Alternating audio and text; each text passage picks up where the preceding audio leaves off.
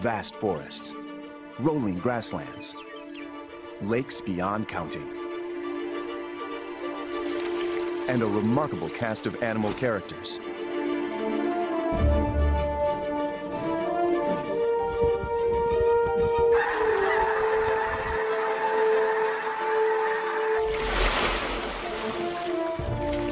European adventurers arrived here in the 17th century, and what they saw were unfamiliar wild habitats, boreal forest, and prairies.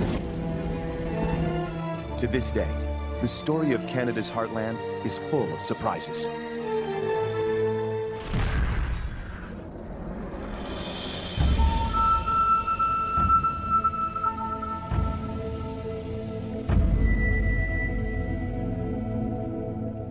It's late March in the grasslands of southern Saskatchewan, and one of the prairie's most amazing displays kicks off.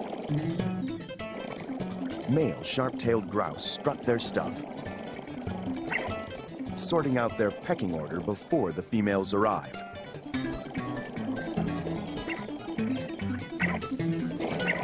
This is a dancing competition.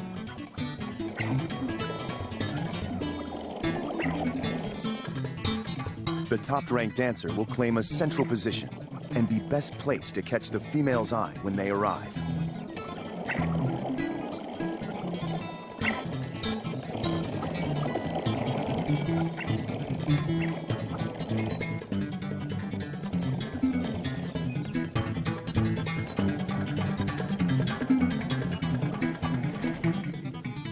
Grouse use the same dancing grounds year after year, a fact well known by another resident of this landscape.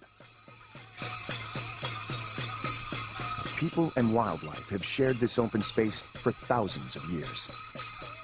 Blackfoot First Nations people still perform a traditional dance inspired by the springtime antics of the sharp-tailed grouse, a bird they hunted for food. Long before Europeans arrived in Canada, its people developed cultures based on intimate knowledge of the land and its wildlife.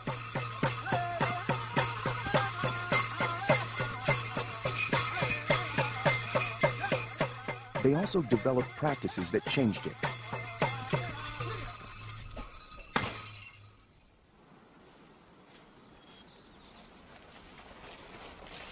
In 1691, an English explorer was one of the first Europeans to travel through southern Canada and get a glimpse of this amazing prairie landscape. His Assiniboine companions spoke of the rich hunting grounds of the Great Grass Plains. But nothing could have prepared the outsider for the spectacle he was about to witness.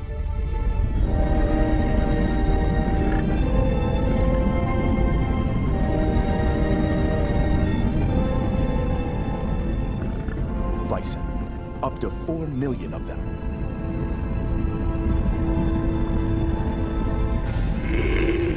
The herds were a key resource for people of the plains. Bison are huge, powerful creatures, weighing up to a ton, with sharp horns and an aggressive nature.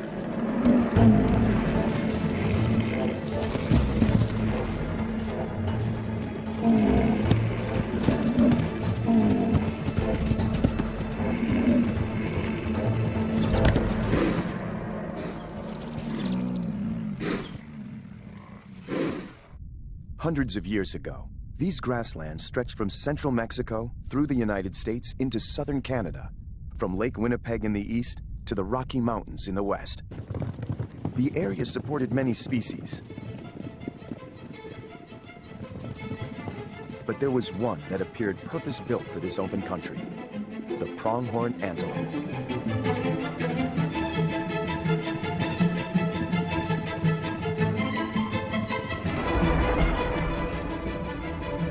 With a top speed of over 50 miles an hour, pronghorns are the fastest hoofed animals on Earth.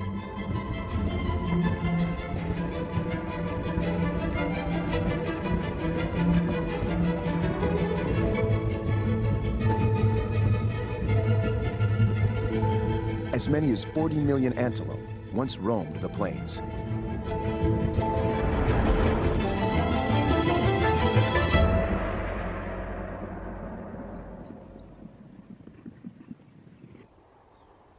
Early European travelers may have seen the open prairie as wild and untouched.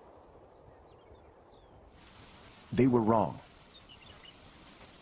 The Prairie First Nations were great hunters and transformed this landscape over thousands of years with a powerful tool: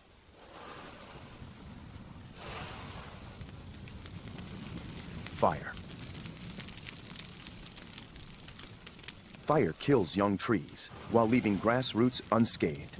Intentional fires kept trees from spreading across the open prairie.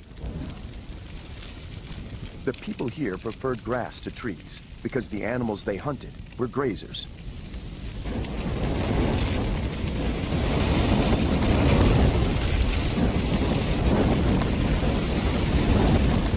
Fire cleared away the dead and dried out grass.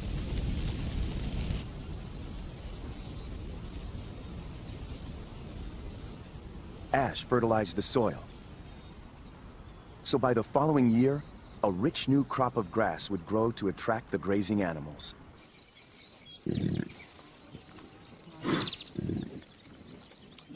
Bison herds also helped support the grass. Their dung returned nutrients to the soil, and their hooves kicked up the hard ground, allowing diverse plants to grow. The interaction of grass, bison, and people sustained a rich, stable environment long before Europeans arrived on the prairie. And there was one other major player making his mark on the prairie: the wolf. Wolves played a crucial role in maintaining the balance between bison and prairie, keeping the herds on the move, preventing the grassland from becoming overgrazed.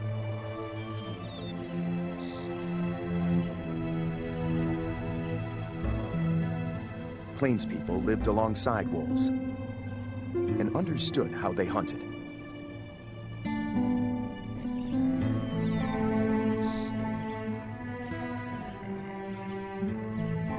They knew that bison with new calves, instead of running, would often stand their ground.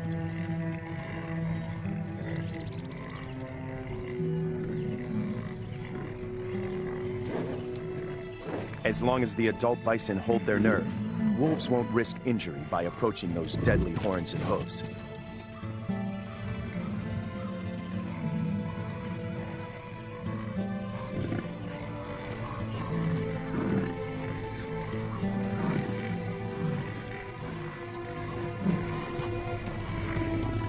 The arrival of European hunters wiped out most of the bison here.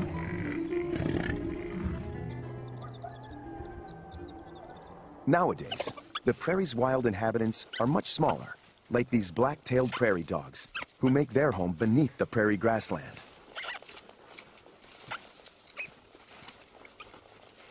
Prairie dogs live in vast colonies or towns with miles of burrows. The entrances are surrounded by carefully tended, volcano-shaped mounds of earth. They're lookout points from which the adults warn each other of approaching danger.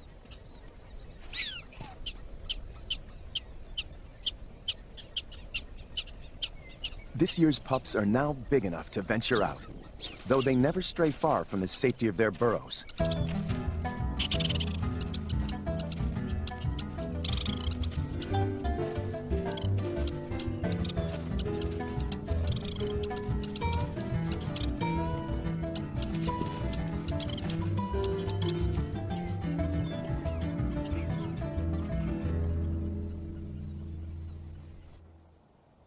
Toward midsummer, a new batch of babies is ready for its first public appearance.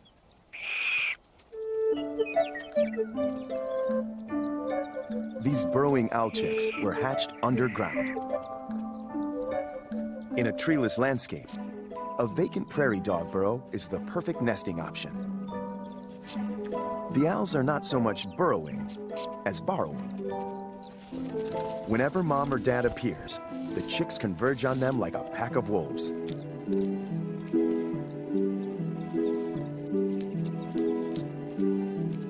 The chicks grow fast, and their appetites seem insatiable.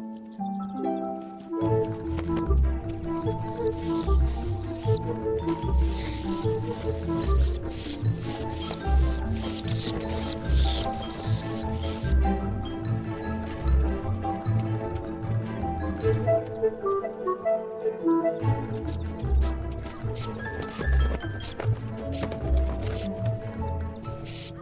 the pancake flat landscape, a prairie dog's earth mound gives the owls a panoramic view.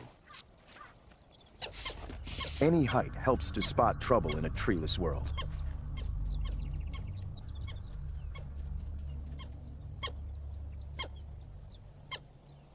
The coyote knows he's been seen and continues on his way. The chick takes advantage of the afternoon breeze to try out its wings.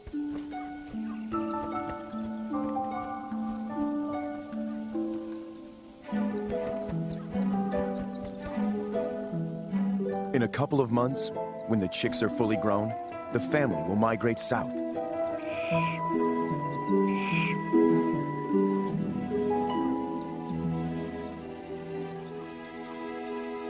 While most of us think of prairie as miles of grassland, there's something else here that's every bit as important to wildlife. Canada's heartland is studded with countless lakes, scored out thousands of years ago by Ice Age glaciers. Some estimates put the figure at over 10 million. That's far more lakes than people here. They're a crucial resource for water birds, returning from nesting grounds in the Arctic on their long migration south. Quill Lakes in Saskatchewan draws in tens of thousands of snow geese looking for a place to rest and feed.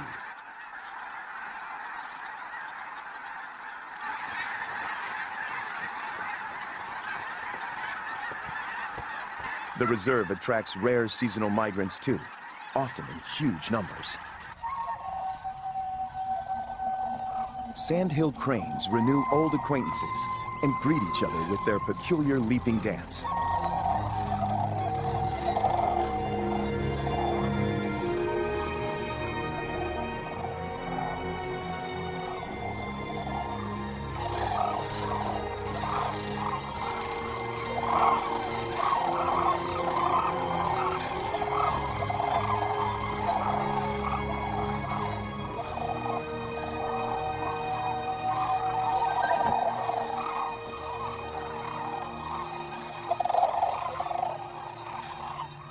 Once rested and fed, the migrants move on.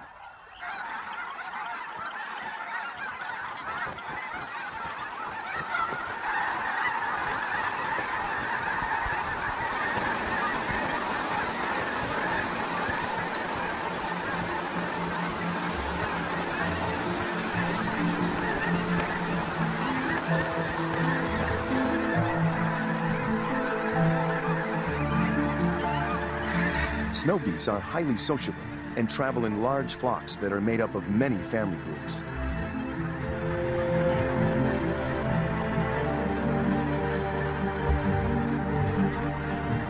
Within a few weeks, these lakes will begin to freeze up, and enormous flocks of ducks and geese will be far to the south.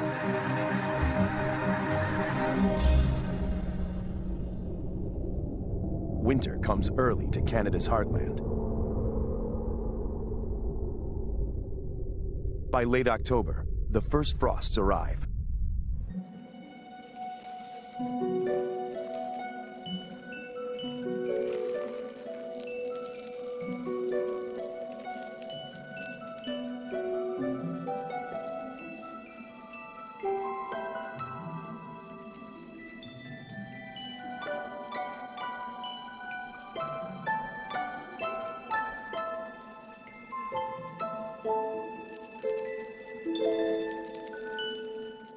Winter signals a change in fortune for much of the wildlife.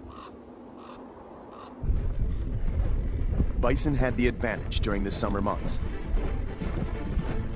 but wolves have the edge now.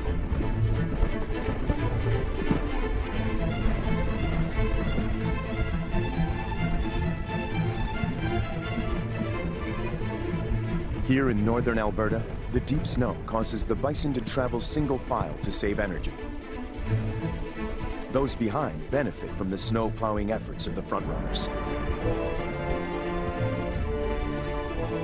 But for the last in line, there may be a deadly price.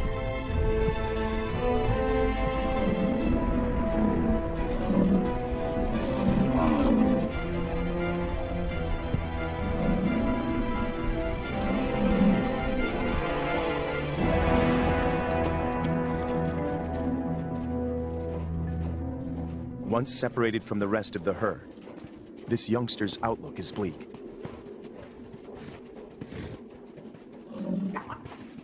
While a bison's front end is well protected with thorns and thick hair, its rump is not. So any further attempt to run away would simply play into the wolf's jaws. With the herd gone, the young bison has no alternative but to try and stand its ground.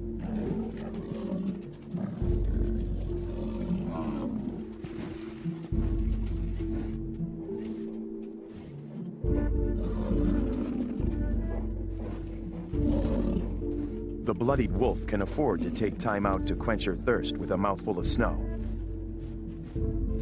The odds are clearly in her favor. Finally, the game of survival comes down to a choice of ends. The bison needs to keep the wolf facing its armored head, while the wolf wants to get at its quarry's defenseless rear.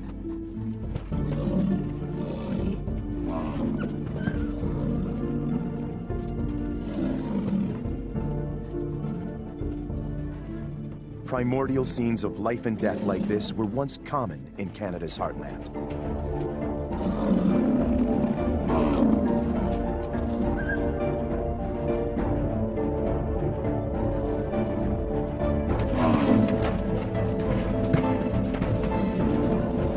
But today, most wild bison herds are long gone. This is one of the last places in the world where wolves and bison can still determine each other's fate.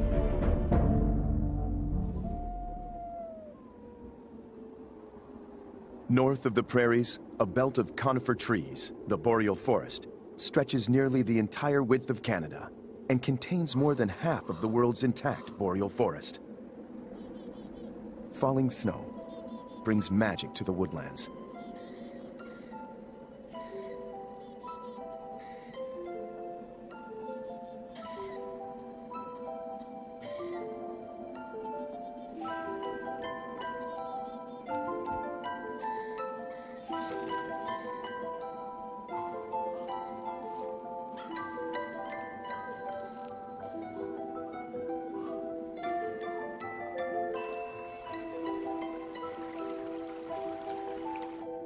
Snow brings beauty to the forest, but also tough times for many of the forest creatures.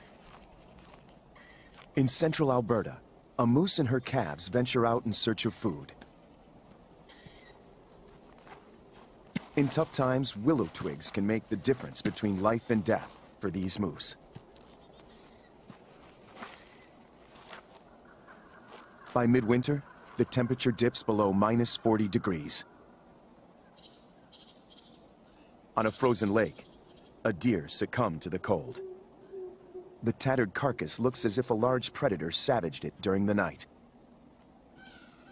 In the morning light, the hungry gray jays give way to larger, more powerful ravens.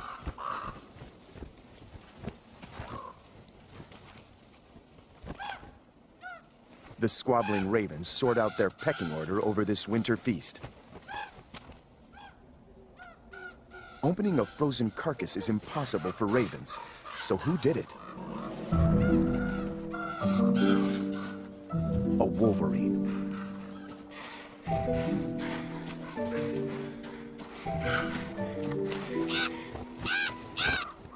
With its muscular body, frost-shedding fur coat, and big snowshoe paws, a wolverine can cover large tracts of frozen wilderness in search of food.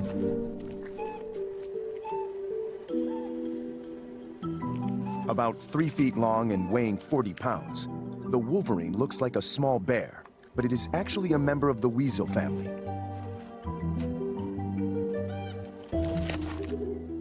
Notoriously shy, this is some of the first footage of wild wolverines ever recorded in North America.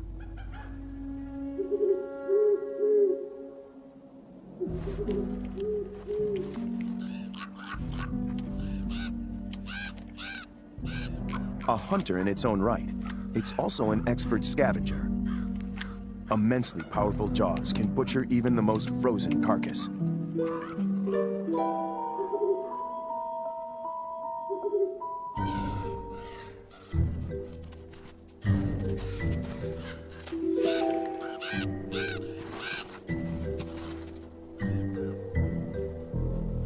With its belly full, the wolverine will now be able to survive several days until its next meal.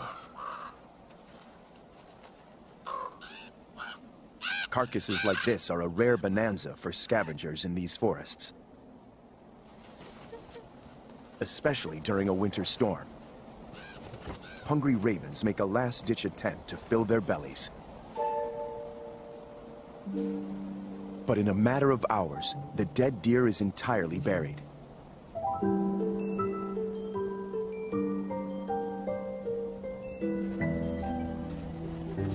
Later, a young male wolverine arrives on the scene. His senses are extraordinary.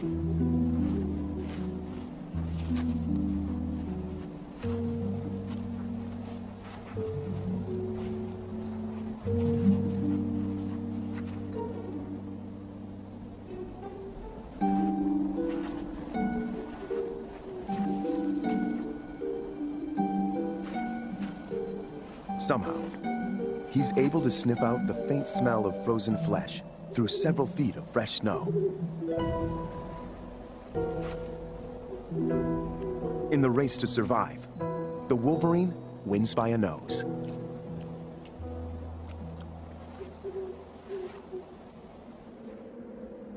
For the Aboriginal people in the Canadian heartland, finding food in the winter required all their ingenuity. One of their techniques looks a bit strange from the outside.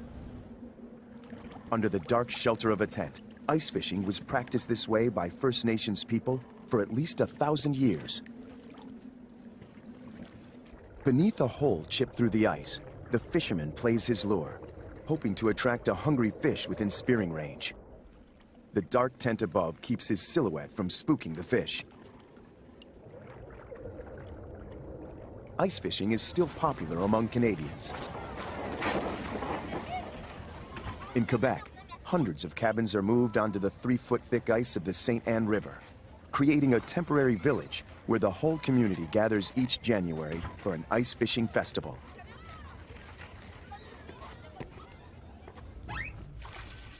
The prize draw is the Atlantic tomcod that migrate from the sea during the winter to spawn in fresh water. They were once harvested commercially, but today, tomcod fishing is more about family fun.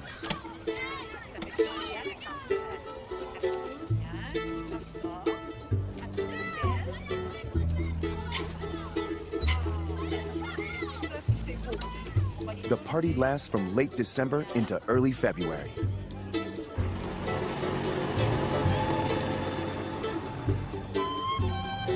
As evening temperatures drop below zero, families retreat into the warmth of their stove-heated cabins.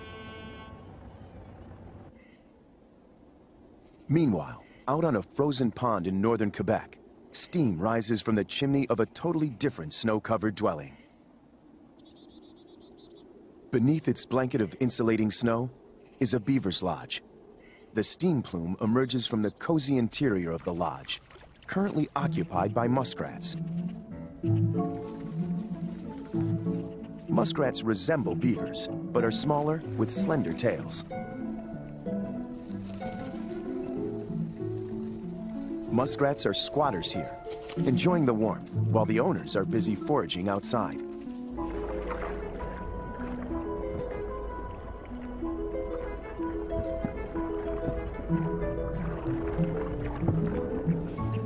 Beavers are vegetarians. They eat mostly leaves, twigs, and bark from deciduous trees growing around their pond. If times are tough, though, beavers can draw on the fat reserves stored in their tails.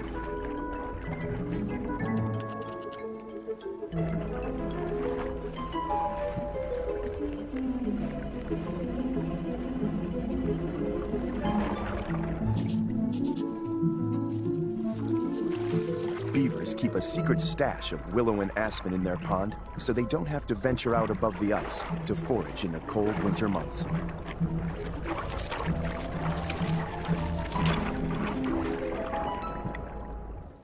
Until this unique new footage was filmed inside a wild beaver's lodge, muskrats had always been thought of as freeloaders. But this muskrat can clearly be seen plastering mud onto the lodge wall, making a direct contribution to its weatherproofing.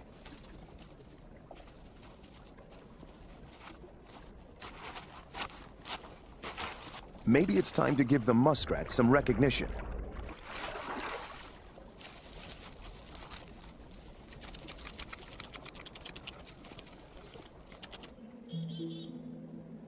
Protected from predators inside their snow-covered stronghold, beavers and muskrats remain insulated from the world outside until spring melts their icy pond.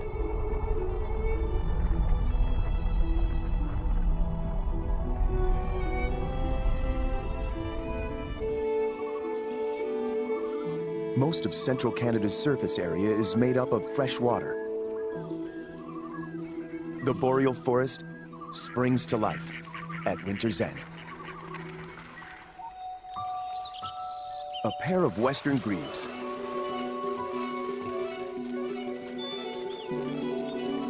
This spectacular water walking dance is their courtship ritual.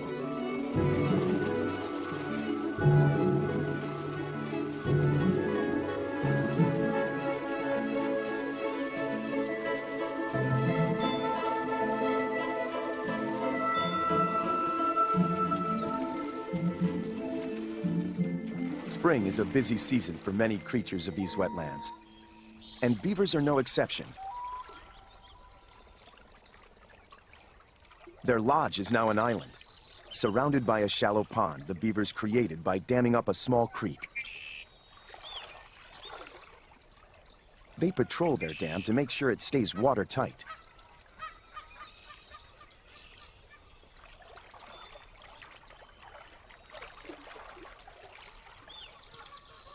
If there's a leak, they quickly fix it.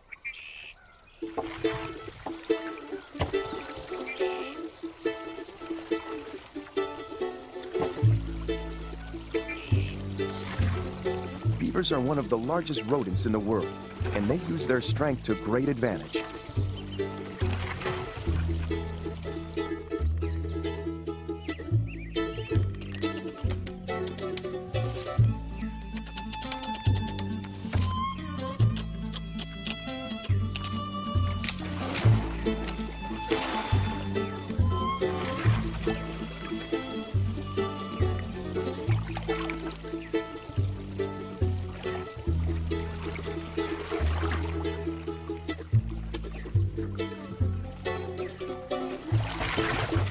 All this fetching and carrying uses up a lot of energy.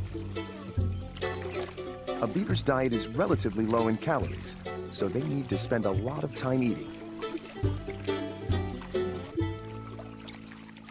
Jamming mud and weed in the chinks between the logs completes the dam mending.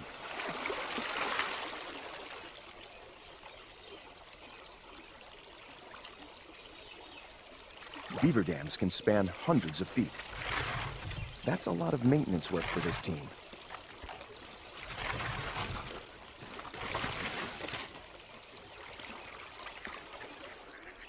The beaver's pond provides a habitat for waterfowl, a pair of ring-necked ducks.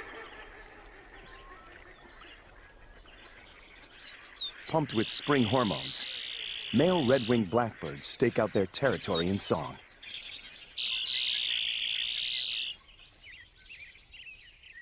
A Canada goose makes her nest on top of the beaver's lodge. Now that her eggs have hatched, she needs to move her brood to somewhere safe and where they can find food. But something along the water's edge has caught her eye.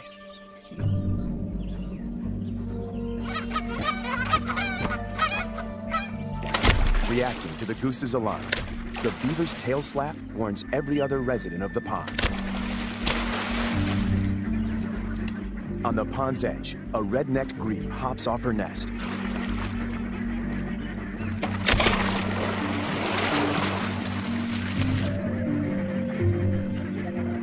Their cover has been blown.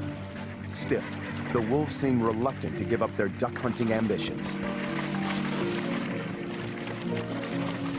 When large prey is scarce, wolves will hunt smaller animals. In deep water, it's a losing game. And the wolf soon gives up the chase.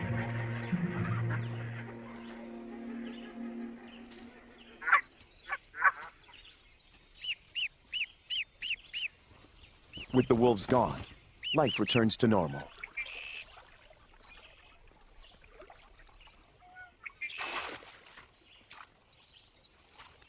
The grebe settles back down to incubate her clutch of eggs.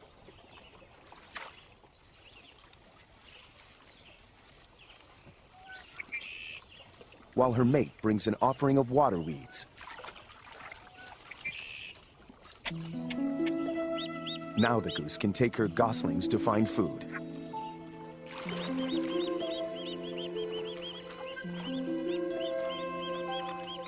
Thanks in part to beavers, Canada's heartland is a great place for water birds and other pond life.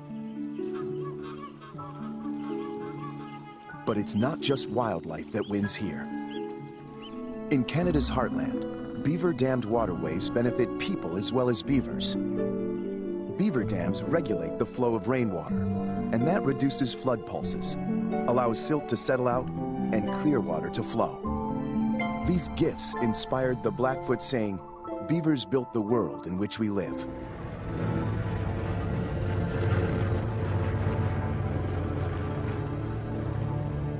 It could be said fire helped shape the world of trees in Canada's central boreal forest. After thousands of years adapting to wildfires, the cones of the jack pines unfurl, releasing their seeds.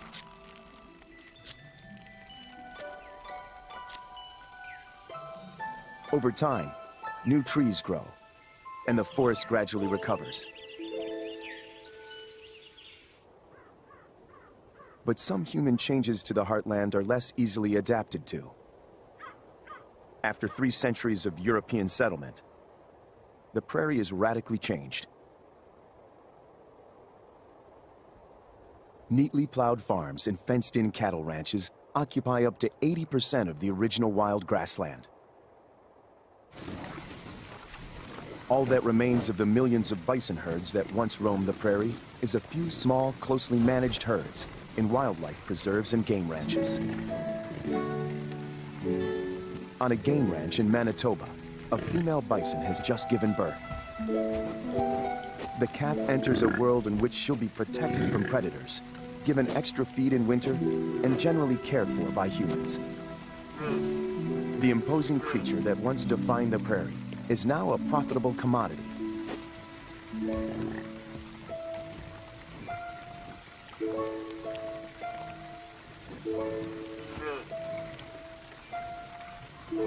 Shaped by thousands of years of survival in this harsh place, and faced with the ever-present threat of marauding wolves, the calf's instinct is to struggle to its feet within minutes of birth.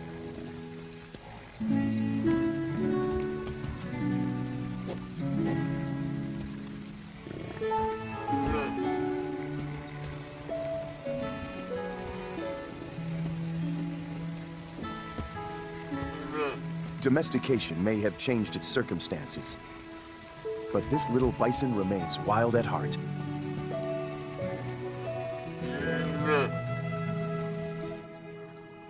In southwestern Alberta, near the Rocky Mountains, farms and fences dominate much of the prairie landscape. But it doesn't mean that all wildlife has disappeared.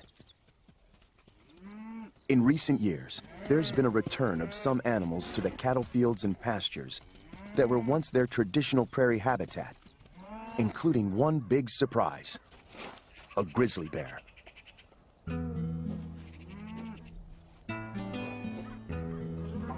And she isn't alone. She has 3 half-grown cubs with her. These days, grizzlies are a rare sight on the prairie.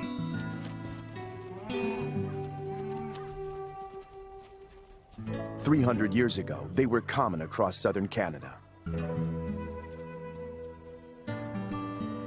but early settlers saw them as dangerous and shot them on sight. By the middle of the last century, grizzlies were hunted to extinction across the prairies. However, some bears survived in the mountains to the west, occasionally wandering down to the plains.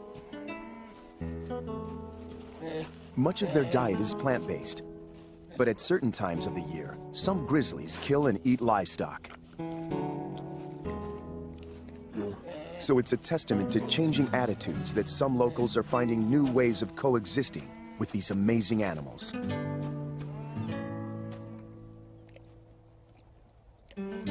For thousands of years, people and wildlife have lived together in Canada's heartland.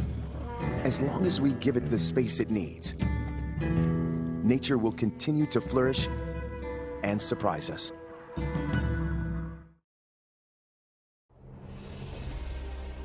Deep in the heart of Africa lies the world's longest river, the Nile.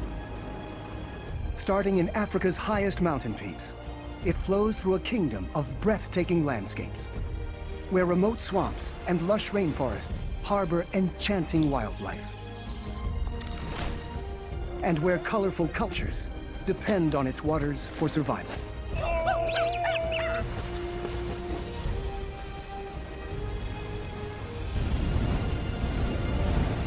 Explore the secrets of the River of Life.